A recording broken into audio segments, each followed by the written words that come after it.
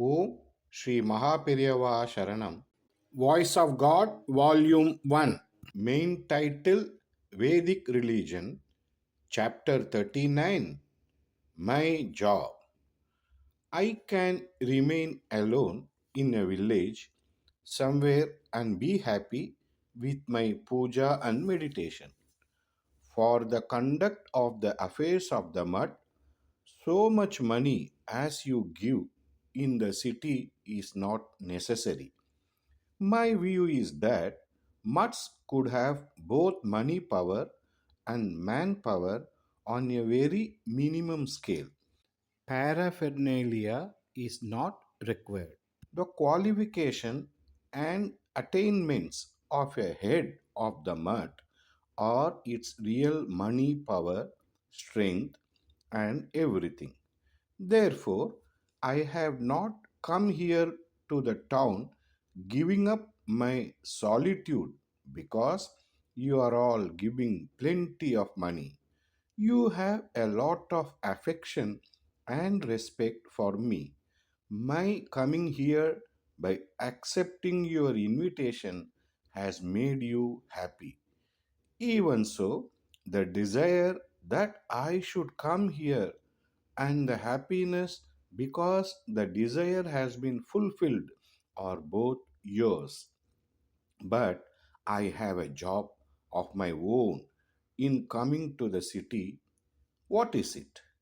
If you ask what it is, I have come to tell you that Brahmins should not give up Vedas and that they should arrange for continued Veda Rakshanam.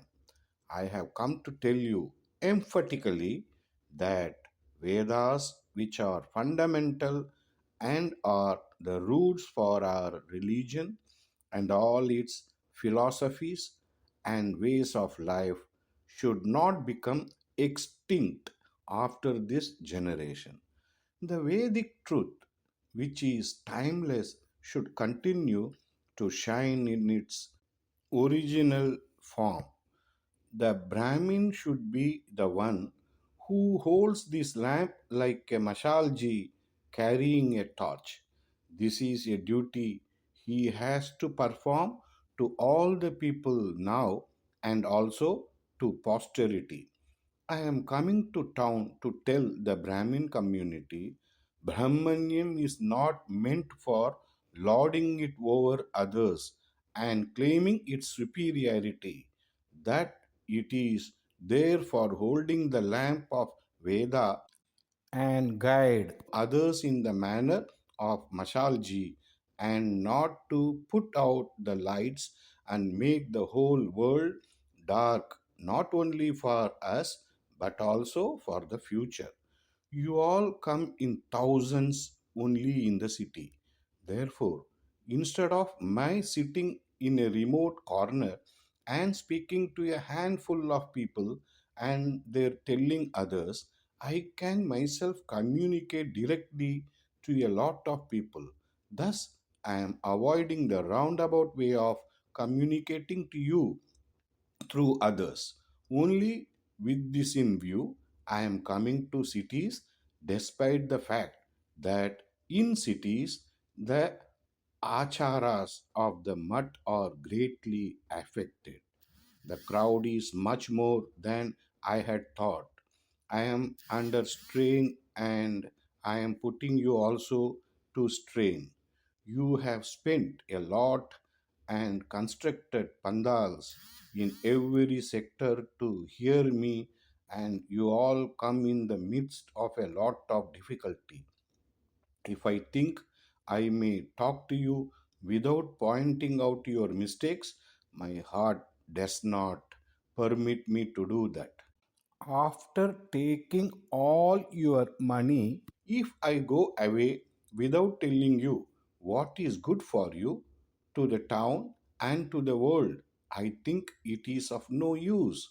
That is why I repeatedly said, preserve and protect the Vedas, follow the ancient Dharma, whether I have or do not have the power to make you do it. I can at least put it in your ears. Please do it. Please do it. And therefore I have come here. Kanakabhishekam and Pitarohana Utsavam are being celebrated for me on a grand scale. Because of great love for me, they do it. They form committees for this purpose and make collections. They toil day and night. But how to ensure that this Kanakabhishekam is performed for the acharyas who succeed to this Peetham? If there is no Veda, what for a mat? What for a Matadipati? Therefore, I say, please show the enthusiasm you are showing for my Kanakabhishekam and Pitarohanam for Veda Rakshanam and form committees, draw plans, and make celebrations for that purpose. It does not matter if Veda Rakshanam cannot be passed on to the next generation as a lifetime job. I would urge you to make arrangements in every sector on a cooperative basis for training young boys in Vedas and Prayoga for 10 years starting from their 8th year. This would be really Kanakabhishekam and Utsavam for me. No work is done without taking pains. Do we not put up with a lot of difficulties when we voluntarily take up on ourselves any task? When we learn that if some course is started in some universities in some country which will enable getting a high paid job, immediately we get the syllabus, we make arrangements to go there and write an examination. Can we give up the dharma which is exclusive to us because it is difficult? Only if it is done despite difficulty, more benefits will accrue and we can feel more proud. I have come only to trouble you like this. I even think why I should not camp here and keep troubling you till you give me an assurance that you will do as I told you and make arrangements. After all, I have to sit somewhere and trouble some people. I think why not sit here itself and trouble you? I am happy to see that in cities, bhajans, renovation of temples, discourses on Puranas have increased very much. But if the root for all these, namely Vedas, deteriorates, how long can these things last? After that, the foundation is the big dharma that the Veda should pass from the father to the son. Because this is forgotten, the religion has become shaky. Because the Brahmin has given up Vedas, the world today is full of problems, difficulties. I am not worried if Jati gets destroyed. I only feel sorry that the world is the loser of welfare and prosperity. I feel distressed that if Veda Rakshanam is given up, it is impossible to create this tradition.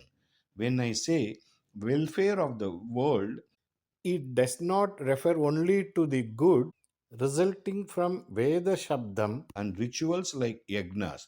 It is only Vedanta that gives to people of all countries the highest truth.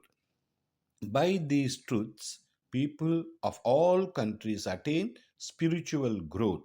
How did people of other countries develop the interest to know about Vedanta?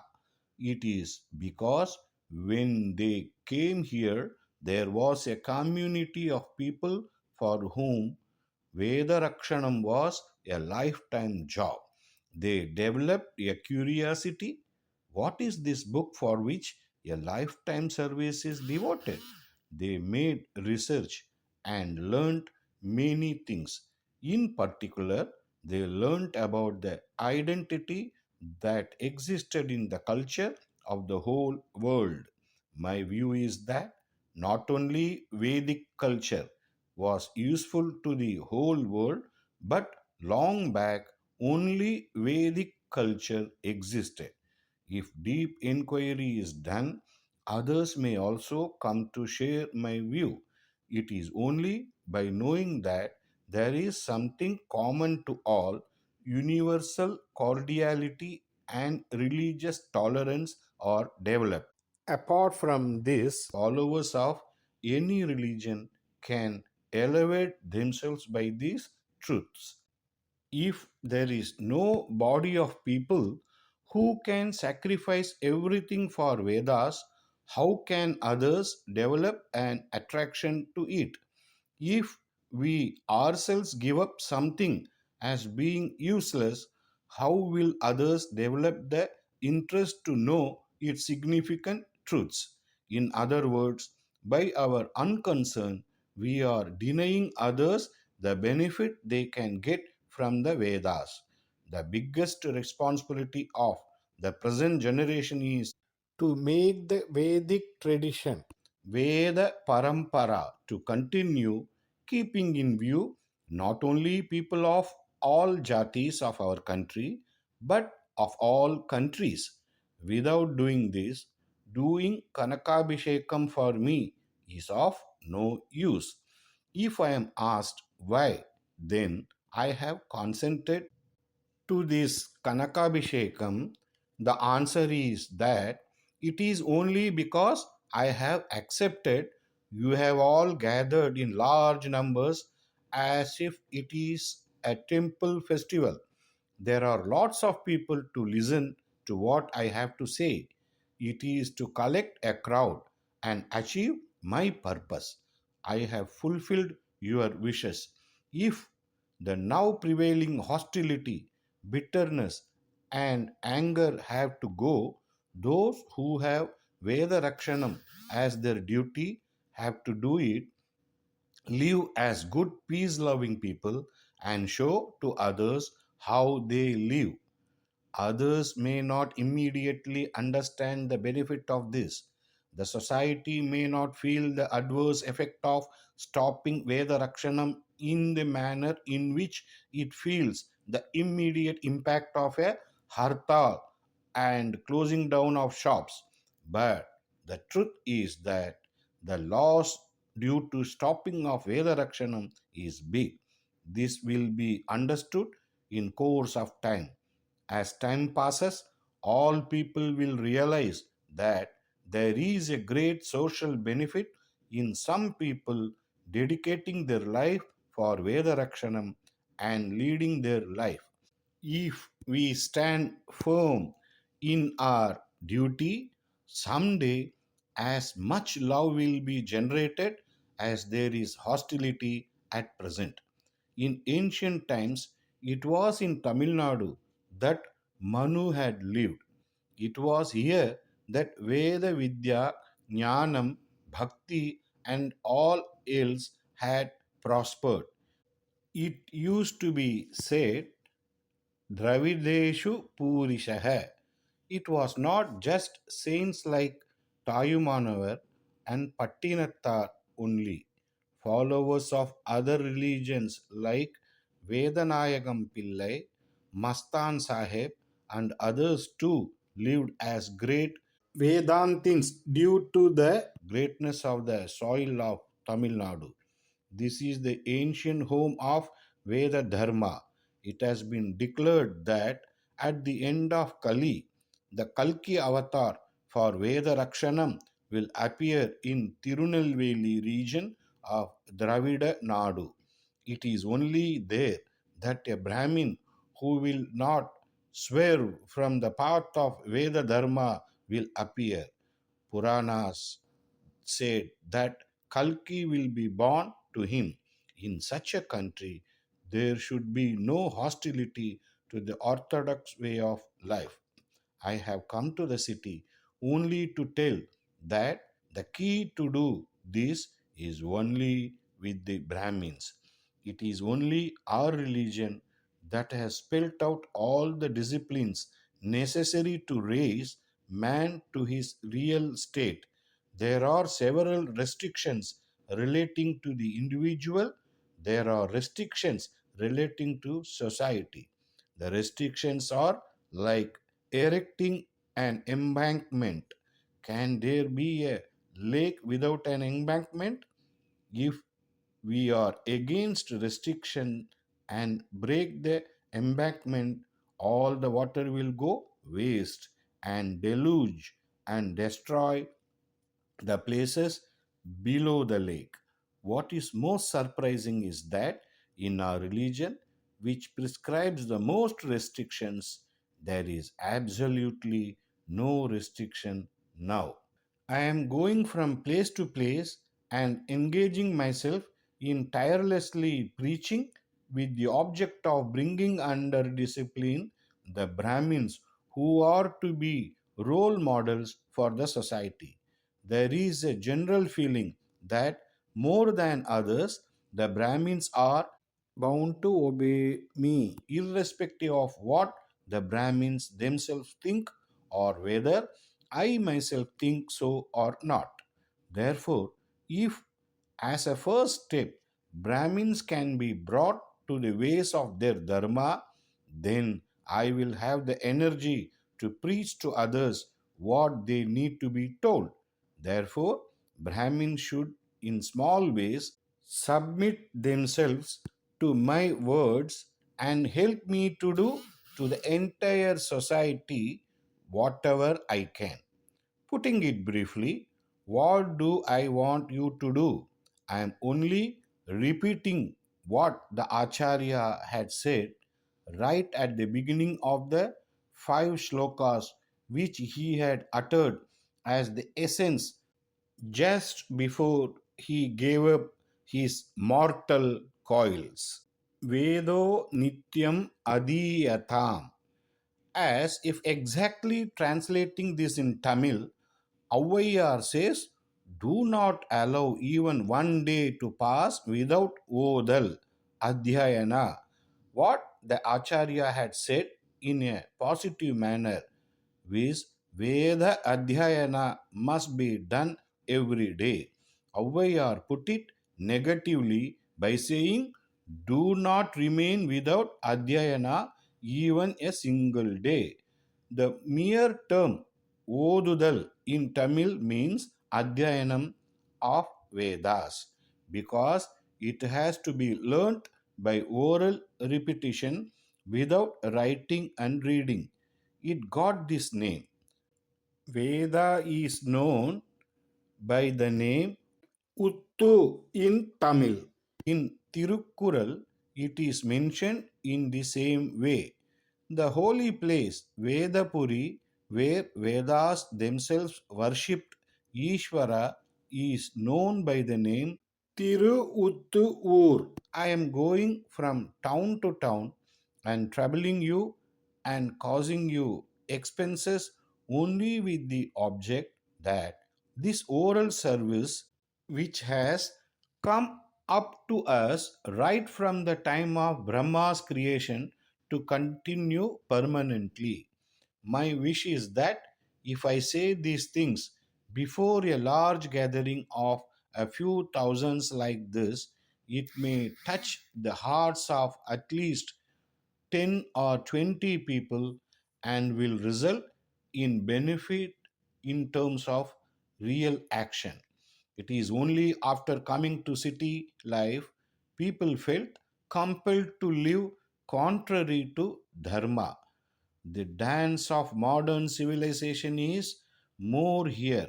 Therefore, in between for some time, I took a decision not to go to the city and continue to live in villages. But the people living in the city besieged me very much and with great affection that I must come to the city.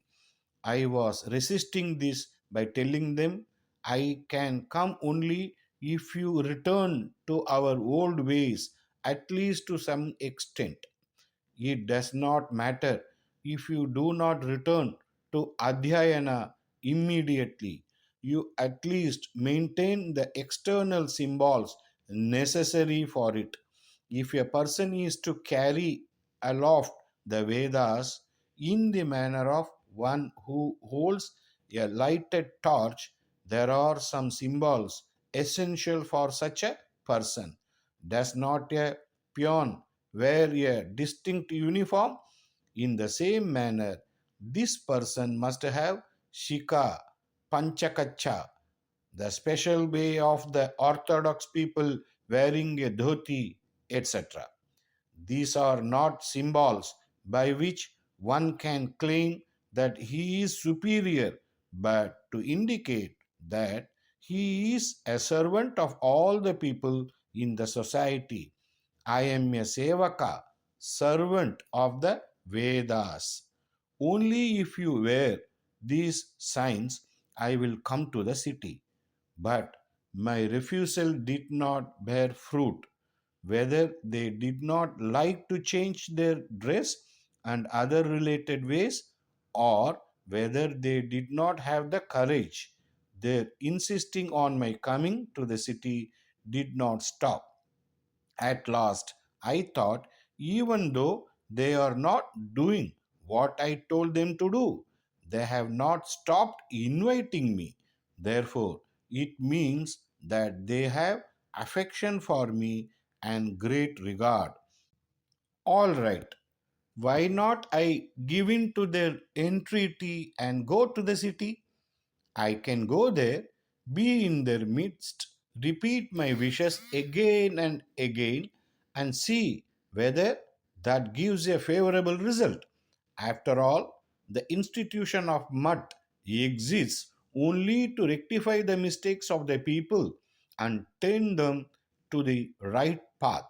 Is it not our duty to keep on talking about what we feel is wrong, irrespective of whether they listen or not? Thinking on these lines, I gave up my reluctance and started going to the city again.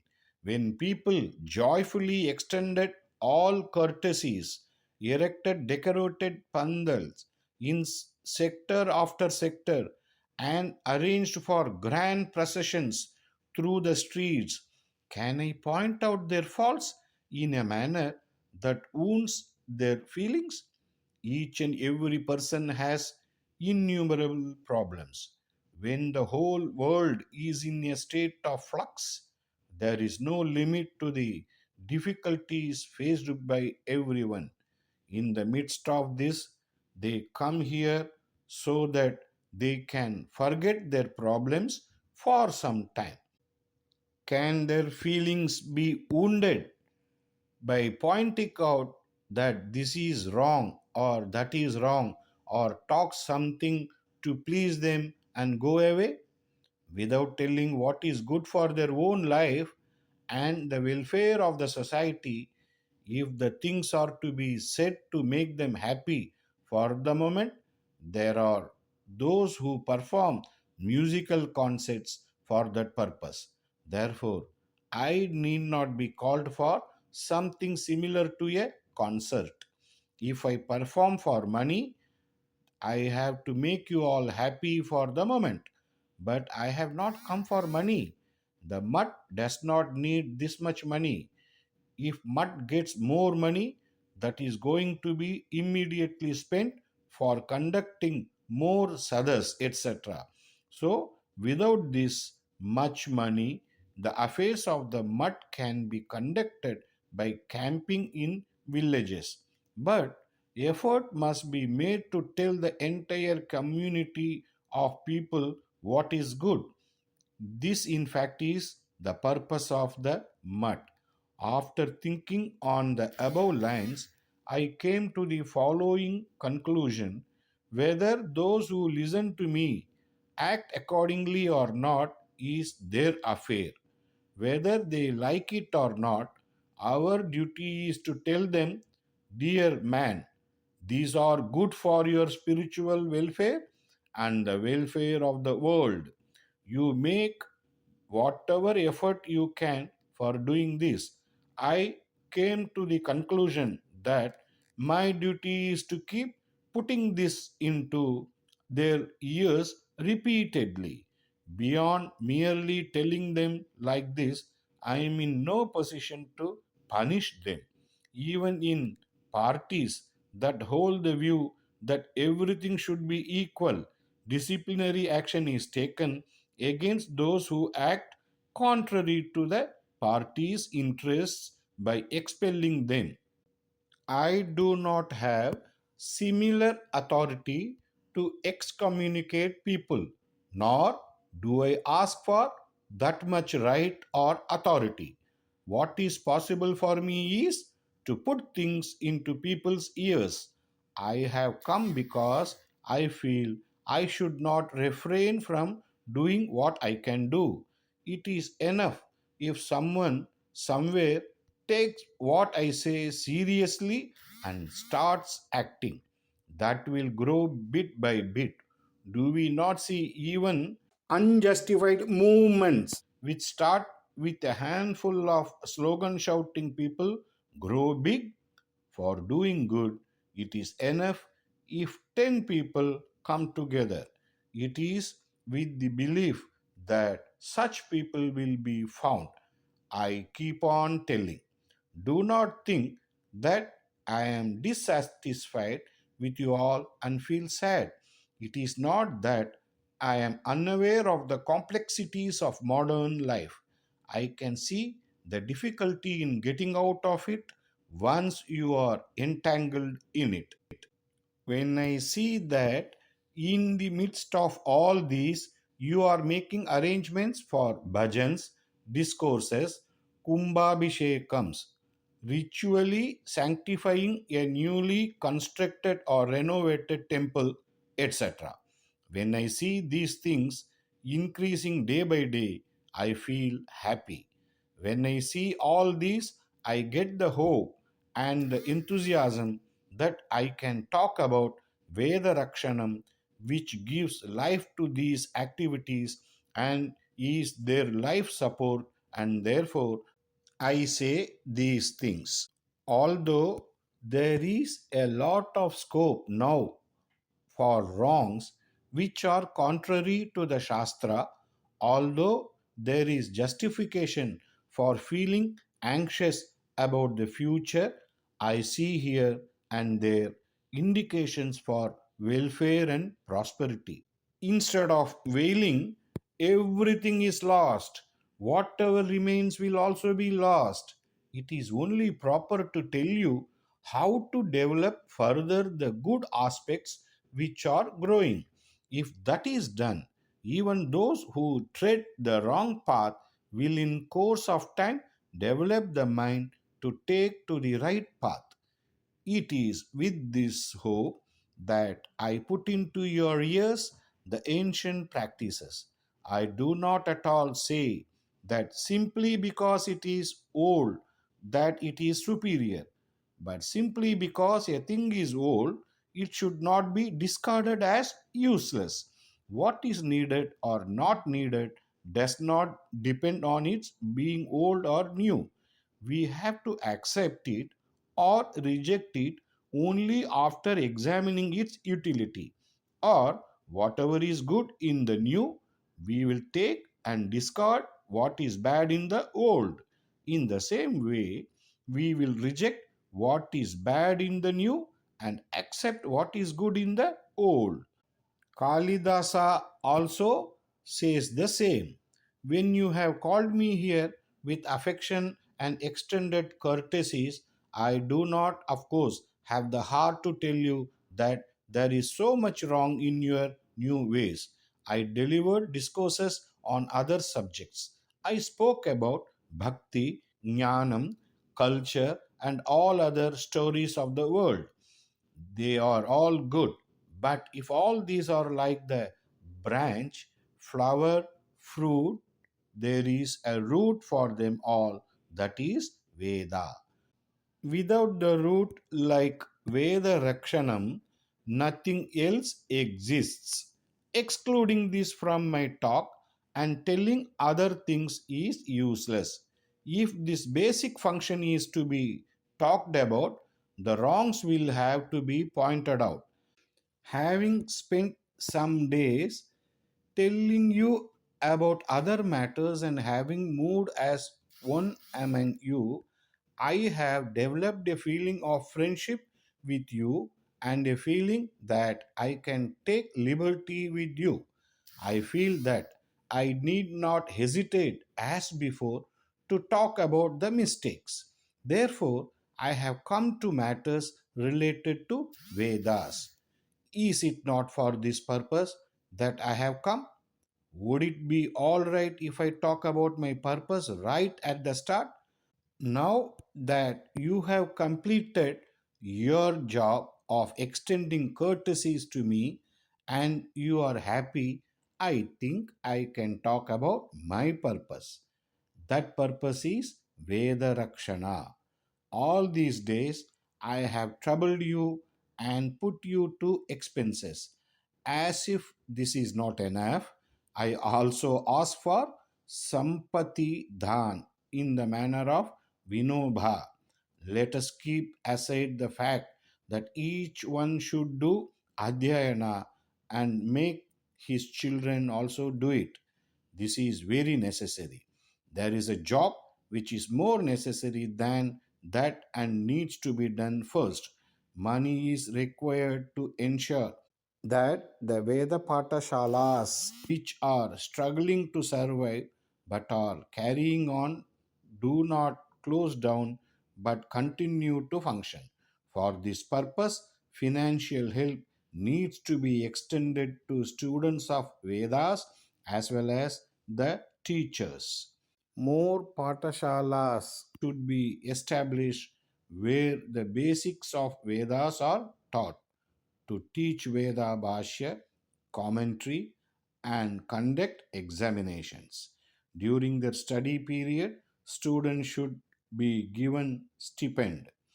When they pass the examination, cash awards must be given depending upon their performance in the examination. Vedas will survive only if all these things are done. Capital is required to do all this. Some trusts have been established for this purpose. Some persons have individually gifted lands. I accepted Bhudhan like Vinoba. Land sealing acts have now come into force. It is difficult to foresee what will be the position of rights over landed property. It is for this reason that I am asking for Sampatti Dhan, cash donation.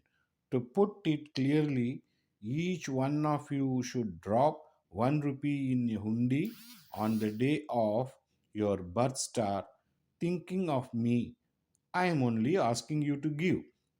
When a year is completed, rupees 12 accumulated in the hundi should be sent to Veda Rakshana Nidhi. To those who follow this puja, prasadam, vibhuti, kumkum, mantra kshata will be sent every month on their Janma Nakshatram day. Year after year, if this is renewed, prasadam of Chandramaulishwarar will also keep coming to your house. You are spending a lot on various counts. You are paying taxes. This is a tax which I have levied. You will have to give 1 rupee every month for my sake. If all people do this, it will be like the little drops making the floods and will be a big support to the cause of Veda Rakshanam. The one thought in my mind which overrides everything else is that somehow the Vedas should be protected and passed on to the next generation. If it is asked why Vedas should exist, the answer is that the very existence of its mantra sabdam and rituals like yagnas mentioned in them are good for all the people of the world. By this, there will be rains and prosperity by way of money and grains. people's thoughts will also be noble. Secondly, if all countries are to know that Vedic religion prevailed as the single religion of the whole world, and out of that unity and peace are to come about, there should continue to be in our country a community of people who have dedicated their lives for Vedas. It is with the objective of creating prosperity for the whole world and for Atma Shanti.